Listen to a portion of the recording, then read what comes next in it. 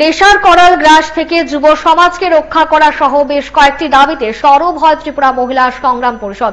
মঙ্গলবার সংগঠনের এক প্রতিনিধি দল পশ্চিম জেলা শাসকের সঙ্গে দেখা করে ডেপুটেশন পেশ করেন। তাদের দাবিগুলি ছিল বিভিন্ন জায়গায় অবৈধ নেশা বাণিজ্যের বিরুদ্ধে উপযুক্ত ব্যবস্থা গ্রহণ করা, করোনাকালীন সময় ঋণ নেওয়া দরিদ্র পরিবারদের স্বার্থে সরকার দৃষ্টি আকর্ষণ করা প্রভৃতি।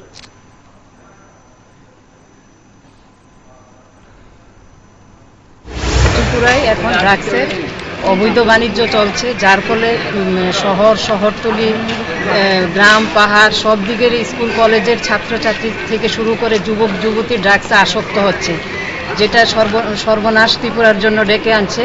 যুবক যুবতীদের ভবিষ্যৎ অন্ধকারের দিকে চলে যাচ্ছে। তাই সুতরাং আমরা মহিলা সংগ্রাম পরিষদ মনে করছি যে একমাত্র গভর্নমেন্টই পারে এটা বন্ধ করতে, না হলে এটা বন্ধ হবে না। এটা দিনকে দিন এটা বেড়েই চলেছে, যে কারণে অভিভাবকরা খুব চিন্তার মধ্যে আছে, যার মানে তাদের ছেলে মেয়ের কোনো ভবিষ্যৎ নেই, যে ভবিষ্যৎ এটা মৃত্যুর দিকেই ঠেলে দিচ্ছে। যে একটা ড্রাগস আছে শিরাপথে নেয়, এর ফলে এইডস রোগে আক্রান্ত হচ্ছে ছেলে মেয়েরা।